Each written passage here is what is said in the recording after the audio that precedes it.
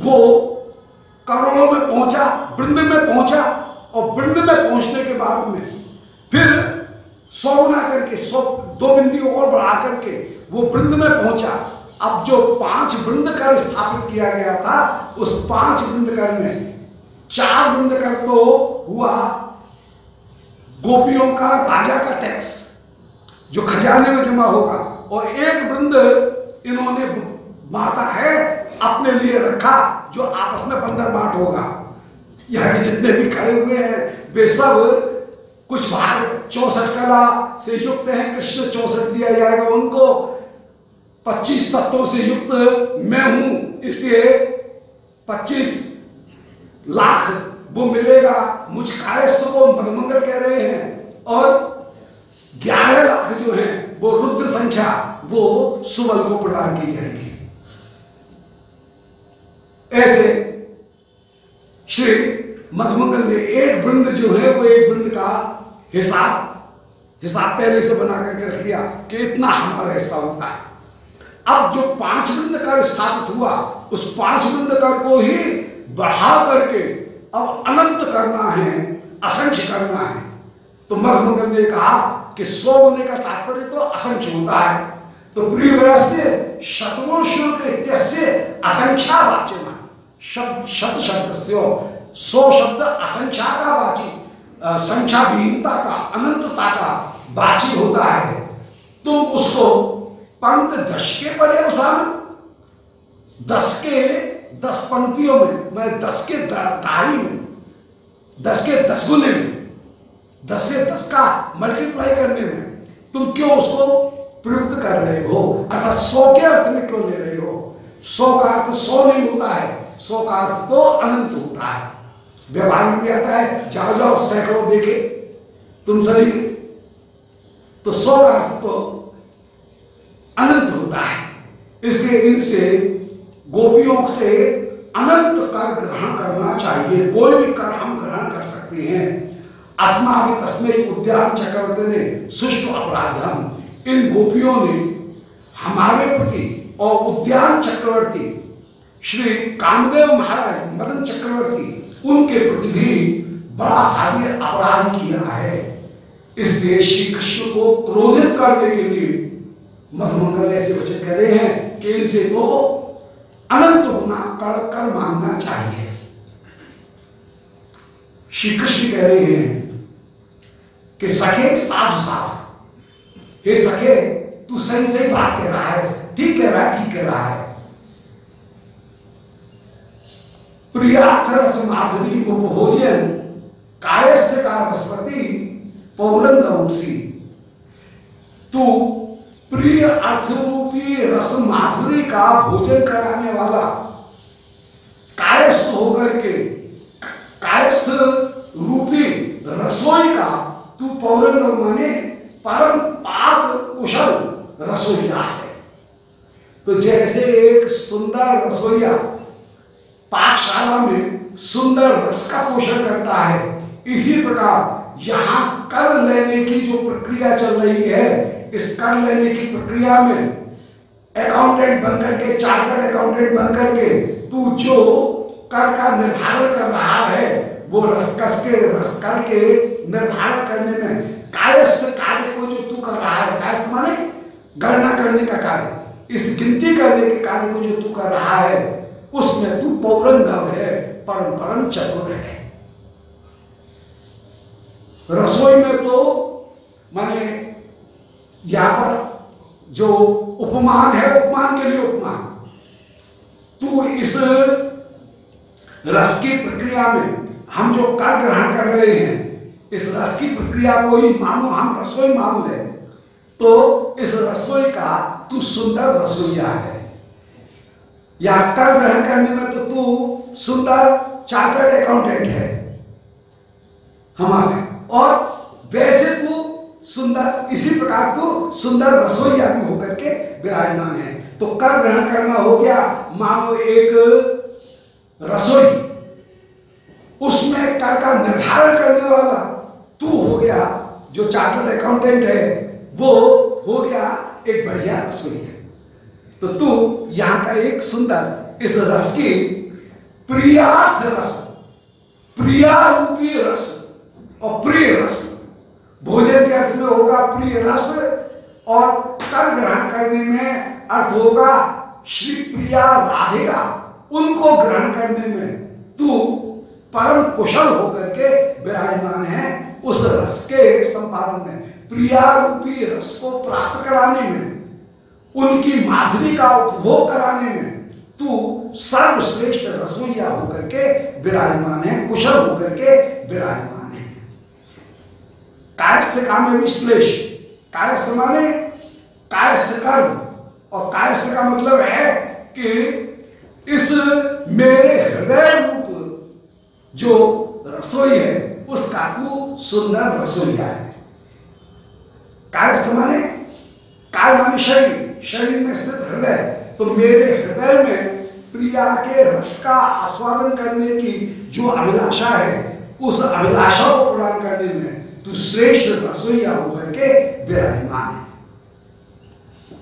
तो प्रिया रस माधुरी भोजन, प्रिया के प्रिया रूपी अर्थ उनकी रस माधुरी का आस्वादन कराने में, अर्थात श्री प्रिया के माधुर्य का आस्वादन कराने में, कायस्थ का माने मेरे हृदय में जो अभिलाषा थी, उस अभिलाषा रूपी रसोई का, रसवती माने रसोई, उस रसोई का तू पौरंगम माने एक श्रेष्ठ रसोइया होकर के विराजमान है। इस रसोई का श्रेष्ठ रसोइया होकर के तू विराजमान है। तेने बढ़िया बातें दिलाई याद, हम तो 100 का अर्थ 100 समझ रहे थे, पंत तूने ठीक याद दिलाया कि यहाँ पर 100 का अर्थ 100 नहीं लेना चाहिए, 100 का अर्थ अनंत लेना चाहिए, असंख्य लेना चाहिए। सत्यम असंख्यानि एव वित्तानि चक्रवर्तीमाणाम अभिप्रायेण क्रोडीकृतानि।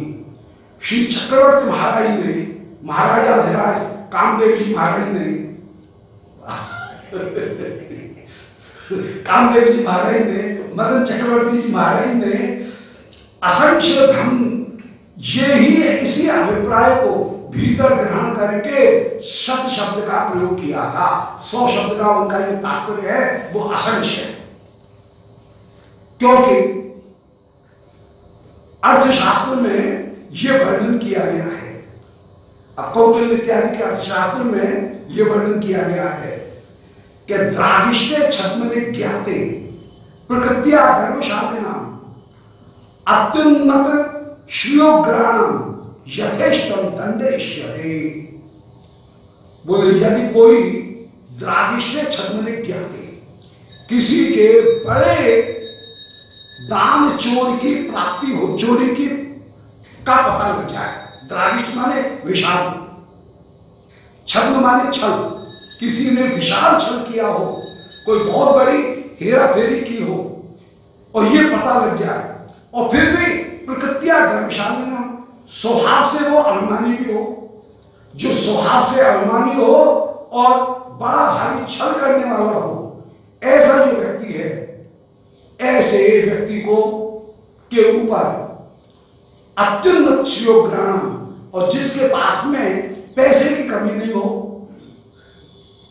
उसकी हिम्मत भी हो, उसके पास में इतना बूता भी है कि वो कर को दे सके, उसके ऊपर यथेष्टम दंडेष्यते, यथेष्ट दंड लगाया जा सकता है। ये अर्थशास्त्र का एक नियम है, राजनीति का और अर्थशास्त्र का एक नियम है कि बार बार तो छल करता हो, बड़ा छल करता हो, और इसके ऊपर भी छाती और फुलाए, अभिमान और दिखाए, ऐसे जो व्यक्ति है उसके ऊपर और भी ज्यादा कर, कितना भी कर लगाया जा सकता है दंड देने के लिए।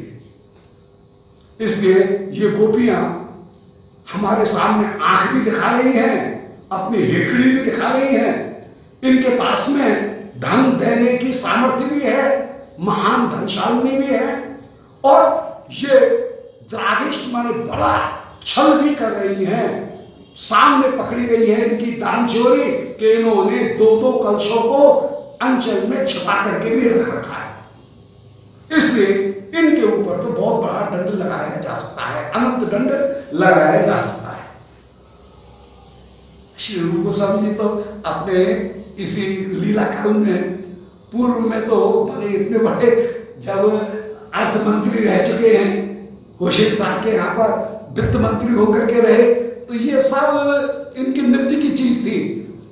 कर कैसे वसूल किया जाए, कर में बीच में जो कर्मचारी हैं वो कैसे घूस खाते हैं, कर का कितना भाग वे लेते हैं, कितना भाग कोष में जमा कराते हैं, ट्रेजरी में कितना जमा होता है, कितना ऊपर ऊपर उड़ जाता है, राजा तक कितना पहुंचता है, ये सब अच्छी तरह से उनकी निगाह में। और उसका कैसा सुंदर यह वो जो व्यवहार है, उस व्यवहार का, उस छल समाज का, छल चक्र का बड़ा सुंदर प्रयोग यहाँ पर लीला में श्री ठाकुर जी कर रहे हैं। और उसका वर्णन ये बहुत अच्छी तरह से दिखा रहे हैं, बिल्कुल व्यावहारिक, एकदम जो प्रैक्टिकल है, उस प्रैक्टिकल को व्यावहारिक उसके जो स्वरूप है उसको यहाँ पर दिखा रहे हैं कि मधुमंगल बीच में छल मांग रहे हैं, कर को कैसे बढ़ाया जाए, राजा यदि गुस्सा करे तो कैसे वह कभी टैक्स पर टैक्स बढ़ा सकता है। तो यथेष्टम दंडिष्यते, उसके ऊपर अब कभी रेलवे में मजिस्ट्रेट चेकिंग हो, टिकट है 5 रुपए की, 10 रुपए की, और मजिस्ट्रेट जो गुस्सा में आ जाए, उससे कोई अटक जाए तो वो कहेगा नहीं 500 रुपया वसूल। तो मजिस्ट्रेट को कोई रोक सकता है क्या? चेकिंग में उसके मुंह से वो उसने कहा था अच्छा इसे 10 लो, वो सब 10 का है बात के 20 लो, बोला अरे 20 200, बोले नहीं साहब ये गलत बात है, बोले 500। मजिस्ट्रेट 500 तुरंत दंड लगा देगा। तो उसमें तो चुपचाप जो दिख रहा है उसको स्वीकार कर ले, बहुत ज्यादा अच्छी बात है। अब ये तुम उससे अटकोगे तो वो तो बढ़ाते हुए चले जाएगा, कि यदि उससे आंख दिखाओगे तो वो उल्टा बढ़ाएगा। यहां पर वही हो रहा है कि द्रागिष्ठे छद्म विज्ञाते, यदि बड़ा छल किया गया है तो प्रकृतिया गर्भशालिना, यदि कोई स्वभाव से ही अभिमानी है और अत्युन्नत शिरोन्नतान, और उसमें धन देने की सामर्थ्य भी है, शिरोग्रहण उन्नत श्री लक्ष्मी भी उसके पास में विराजमान है, तो यथेष्टम दंड इष्यते, उसको यथेष्ट दंड देना चाहिए। तो इनसे दंड लिया जाएगा। ललिता जी कह रहे हैं, बोले हाँ आप तो यथेष्ट दंड देंगे, क्यों ग्वारिया हो, ग्वारिया का दंड के बिना काम चलता नहीं। ग्वारिया दंड के बिना रह सकता है क्या? तो दंड तो तुम लोगे, तुमको तो दंड चाहिए। तो ललिता जी हंसी करते हुए कह रहे हैं कि दंडे बिना क्षण में गोपानाम नास्ते अवलंबा, जो ग्वारिया है उनका दंड के बिना तो कोई अवलंब होता ही नहीं है। तद्युक्तम एवं दंड ग्रहणम, आपका जो दंड ग्रहण करना वो उपयुक्त ही है। अब कृष्ण और बात ऐसे जितने रोक रहे हैं उतने और ज्यादा भड़क रहे हैं। कृष्ण कह रहे हैं यद्यपि पंच भी आपे शुक्ल पर्याप्ति, बोले ये गोपी तो इतनी ढीठ है कि इन 5 को बंदी बना देना चाहिए। इन 5 गोपियों को बंदी बना लेना चाहिए कि पंच भी आपे न शुल्क पर्याप्ति, इनके ऊपर इतना दंड लगना चाहिए कि 5 के द्वारा भी इनका शुल्क पूरा नहीं हो। फिर भी तथापि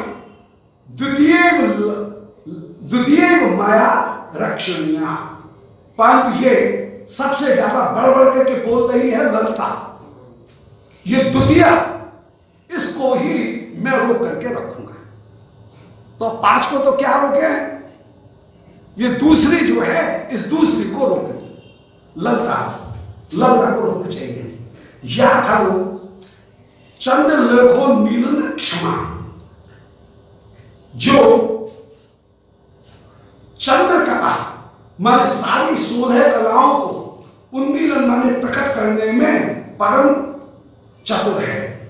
चंद्रमा की जितनी भी कलाएं बताई गई उन सारी कलाओं को प्रकट करने में ये परम कुशल होकर के विराजमान है।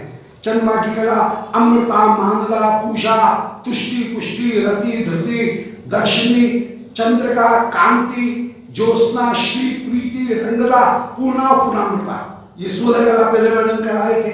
उन सारी कलाओं को प्रकट करने में ये ललिता अत्यंत अत्यंत कुशल है। ये चंद्रकला का वर्णन किया।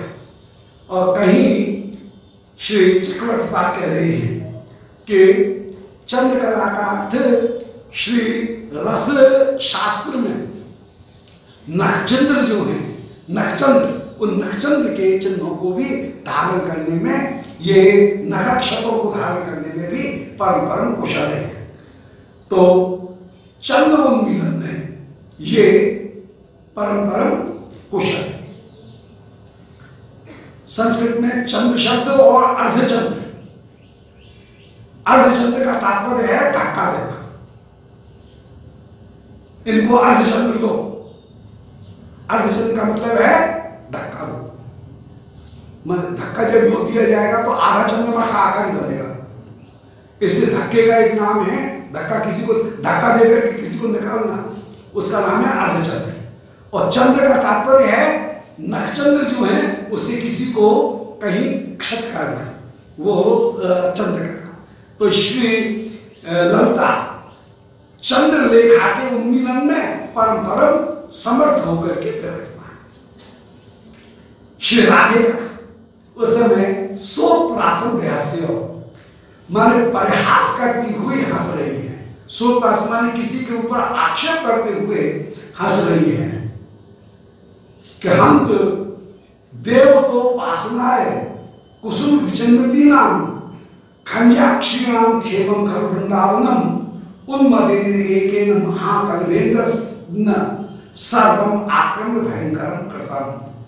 बोले हाय हाय, देखो देखो, पहले से ही हम परेशान थी कि जब देवतोपासना आए, भगवान भास्कर, भवन भास्कर सूर्य, उनकी आराधना करने के लिए जब हम कुसुम सरोवर के ऊपर पुष्प चयन करने के लिए वृंदावन में आती थी, खंजनाक्षियां, खंजन शरीर के चंचल नेत्र वाली हम जब आती थी, तो उस समय कैसा सुंदर हमारा वृंदावन, क्षेम में, आनंद में, सारी सुख सुविधाओं से युक्त, परम शांति से युक्त, क्षेम कल्याण से युक्त ये वृंदावन था।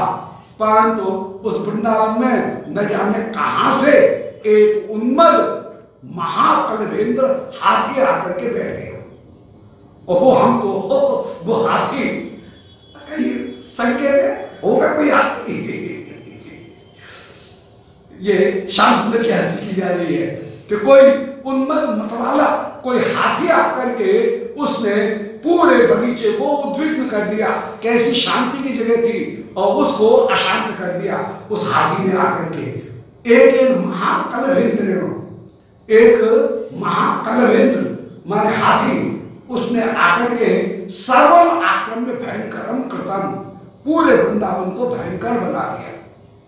आकर के उधम मचाना ऐसा शुरू किया उस हाथी ने। अब किसी तरह से हमने कहा ठीक है, यदि कुसुम सरोवर पर वो हाथी ज्यादा उधम कर रहा है तो हम अब गोवर्धन की तलहटी में चले जाएंगे, थोड़ा सा 10 कदम आगे बढ़ जाएंगे, वहां पर हाथी है तो गोवर्धन की तलहटी पर 10 कदम आगे बढ़ करके दान घाटी के रास्ते से निकल जाया करेंगे। परंतु हार्दिक हार्दिक केवल शैलेन्द्र से उपशल्य मात्रम अवलंबम आसीत। श्री शैलेन्द्र गोवर्धन, उनका उपशल्य, उनकी तलहटी ही एकमात्र आश्रय था कि चलो यहां नहीं तो वहां से हम पुष्प इत्यादि चयन कर लेंगे गोवर्धन की तलहटी से।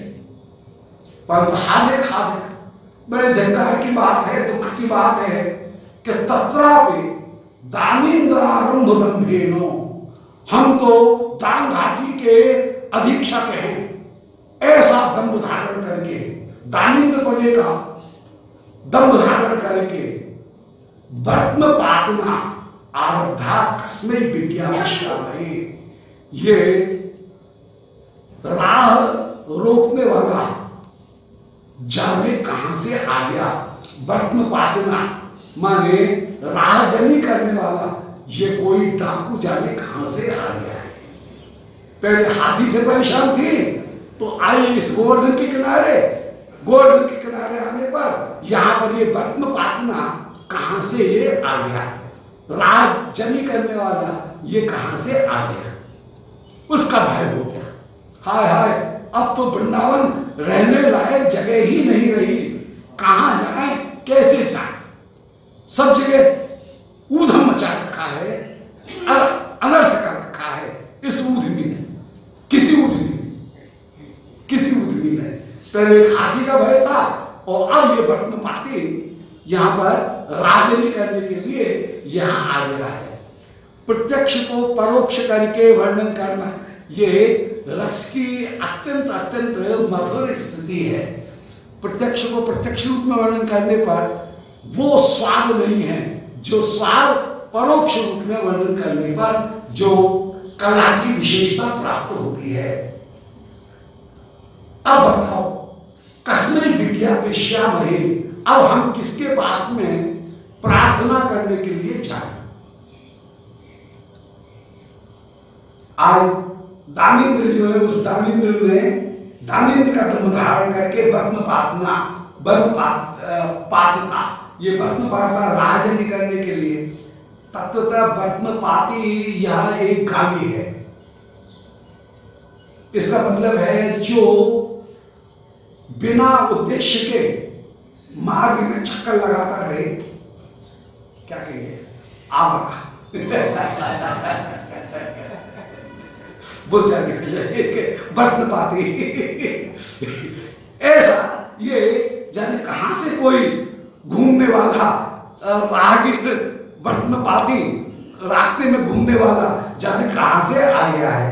बोले अरे कितनी मीठी गाली है, अरे परम रस की, एकदम रस, हृदय का रस, जो परम असंकोच जो बुद्धि है वो सामने प्रकट हो रही है कि ये बर्तन पाती जाने कहां से आ गया है। रास्ते में घूमने वाला, बस यूं ही इधर उधर घूमने रहना, निरुद्देश्य घूम करके दूसरों के हाथ बात को रोकने का कार्य करने वाला, ये कहां से आ गया है। इसलिए कस्मै विज्ञापेष्यामहे, अब किसके पास में प्रार्थना करने के लिए जाएं,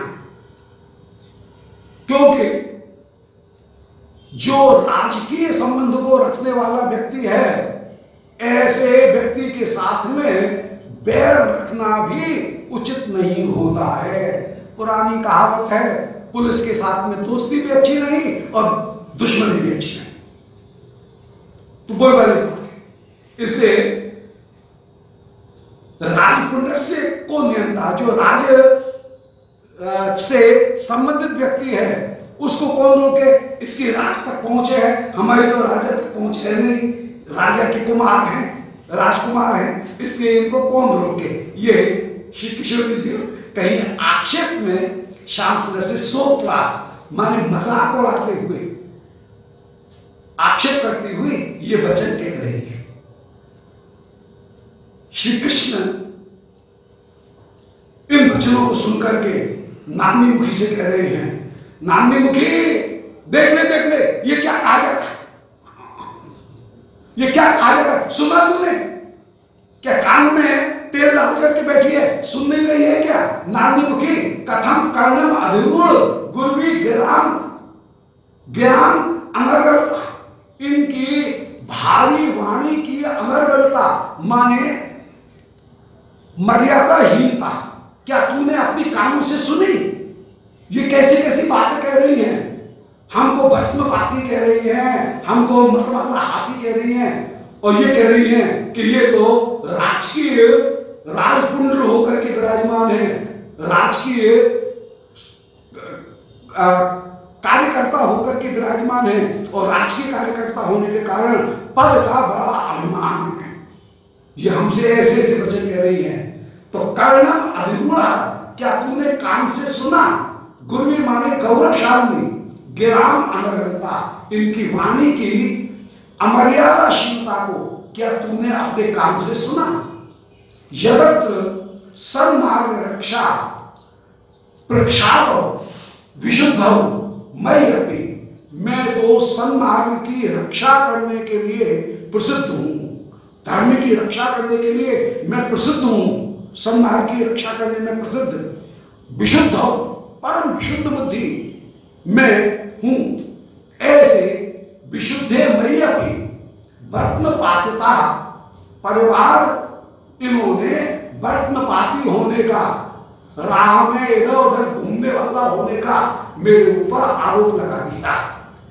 हम प्रख्यात धर्म रक्षक को और ये वर्तनपाती राजनी करने वाला बता रही हैं। कालमा अध्यास साहसिकता, हमारे ऊपर भी इन्होंने वर्तनपातिता, राजनी करने वाले की कालिमा का अध्यास हमारे ऊपर लगा दिया। अध्यास का तात्पर्य है वस्तु में अवस्तु का आरोप, उसको कहते हैं अध्यास। वस्तु में अवस्तु आरोपो अध्यारोप। जैसे वस्तु तो है रस्सी, परंतु उसमें सर्प का कोई आरोप कर ले, हर सांप, वो अध्यारोप, इसको कहेंगे अवस्तु। ऐसे ही तो यहां पर हम परम धर्म पालन करने वाले हैं और हमारे ऊपर इन्होंने वर्तनपातिता का ये आवारागिरी का जो आरोप है, ये राजनी करने का जो आरोप है वो हमारे ऊपर लगा दिया। तब एनम, इसलिए इनको तो अब दंड देना ही पड़ेगा, ऐसा कहकर के तब एनम दो दंड युगले गाढ़ पीड़यामी। अब तो इनका अपराध इतना बढ़ गया है कि अब इनको कहीं हथकड़ी बेड़ियों में भी बांधना पड़ेगा। इसलिए अपनी भुजा रूपी बेड़ी से अभी चकरता, ऐसा कहकर के दो दंड युगल, भुजा दो माने भुजा, अपनी भुजा से इनको गाढ़ पीड़यामी, अभी चकरता हूं, ऐसा कहकर के जो प्रस्तुत हो रहे हैं नानी मुखी जी पूर्व अवस्थाएं बालक की तुरंत ही श्याम सुंदर के बीच में आ जाती है। किशोरी जो श्याम सुंदर इन दोनों के बीच में आ जाती है और कहती हैं कि सुवीर महातापसी परिवार से मैं समक्षम अक्षमम खलु एतत् कुल बाला पीड़नम। ध्यान रखो, मैं कौन हूं? मैं महातापसी पौर्णमासी जी की परिवार की हूं, पौर्णमासी जी की मैं शिष्या हूं। मेरे सामने आप कुल बालाओं को पीड़ा प्रदान करें, ये कभी भी संभव नहीं हो सकता है। अपने रहते हुए जब तक मेरी दम में दम है, मैं ऐसा अधर्म नहीं होने दूंगी, क्योंकि मैं महातापसी श्री पौर्णमासी जी उनके परिवार की सदस्य हूं। ऐसा आप नहीं कर सकते हैं। कृष्ण कह रहे हैं कि गोष्ठ महेंद्र कुमार चूड़ामणि अस्मि मुहु अहम युना कथम उन्मद युवती नाम उपेक्षिताम है कि मैं भी कोई कम नहीं हूं। अरे नानी मुखी, यह तो श्री पौर्णमासी जी के परिवार है, तो मैं भी कोई कम नहीं हूं। मुझे भी जानती है क्या? गोष्ठ महेंद्र, इस ब्रज के महेंद्र श्री नंद बाबा ब्रजराज, उनका कुमार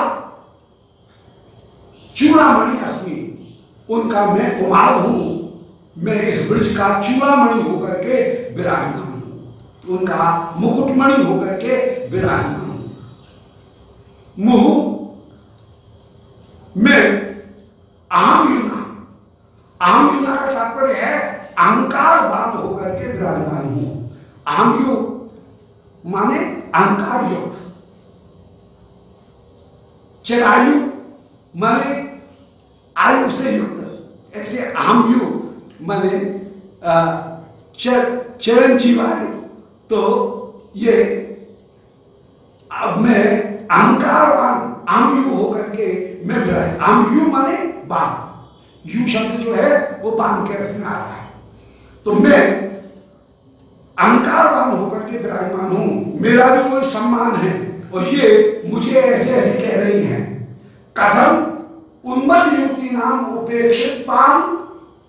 उपेक्षिता महे, आज इन उन्मल युवतियों की मैं कैसे उपेक्षा कर सकता हूं। दर्प कोशमानम, ये दर्प में मतवाली हो रही हैं। दर्प कोशमानम, ये दर्प में अभिमानी हो अहंकार युक्त हो रही हैं, इनकी मैं कैसे उपेक्षा कर सकता हूं। ये हमसे कुछ कहती जाए और हम सुनते रहेंगे, कैसे हो सकता है। हम भी राजा के बेटा हैं और हमारा भी कुछ अभिमान है। ऐसे कहकर के श्याम सुंदर अटक रहे हैं। श्री ललिता जी कह रहे हैं कि कृष्ण श्लक्षम कथयति, तुम ठीक कह रहे हो, ठीक कह रहे हो। अत्र नापराधेसी, तुमने इसमें कोई अपराध नहीं किया है, क्योंकि तुम्हारा जो आचरण है वो सर्वथा उपयुक्त है। ये तुम्हारा बिल्कुल दोष नहीं है। तुमने जो कहा कि मैं परम धर्म का पालक हूं, बड़ा धर्म का रक्षक हूं, विनम्र हूं, सब कुछ गुण जो कहे वो सब ठीक है, परंतु कभी कभी ऐसा होता है कि किसी स्थान विशेष की ऐसी महिमा होती है कि उस स्थान पर आकर के व्यक्ति की या तो बुद्धि बड़ी सुधर जाती है या एकदम बिगड़ जाती है। इतिहास में प्रसिद्ध है, विक्रमादित्य महाराज उज्जैन में जिस सिंहासन पर बैठते थे, अब विक्रमादित्य महाराज जब अंतर्धान हो गए, चले गए, तो एक ग्वारिया का बालक छोटा सा अबोध सा, वो गाय चराने के लिए वहां जाता था। उनका सिंहासन बड़ा ऊंचा लगा हुआ है, अभी भी है वो सिंहासन, पत्थर का एक सिंहासन बना हुआ है, बना बाद में बनाया कि पुराना ही, पर वो जगह हुई उज्जैन विक्रमादित्य महाराज का। उस सिंहासन पर आकर के वो ग्वारिया का बालक जब बैठ जाता था, तो उसमें उस स्थान की, उस सिंहासन की ऐसी महिमा थी विक्रमादित्य महाराज की कि कठिन से कठिन जो न्याय की गुत्थियां थी उनको वो सुलझा देता था। और सब लोग उस समय, वो बालक आकर के बैठा है, चलो चलो अपना न्याय कराने के लिए चलते हैं, और कठिन से कठिन वस्तुओं को लेकर के, अपने मुकदमे को लेकर के आते थे। और वो छोटा सा बालक जो बिना पढ़ा लिखा, गाय चराने वाला, और वो ऐसे निर्णय थे जो जिनका कोई प्रत्युत्तर है ही नहीं, और तर्क सहित ऐसे उत्तर दे कि सब उससे प्रसिद्ध हो जाए। तो विक्रमादित्य महाराज के सिंहासन की ऐसी महिमा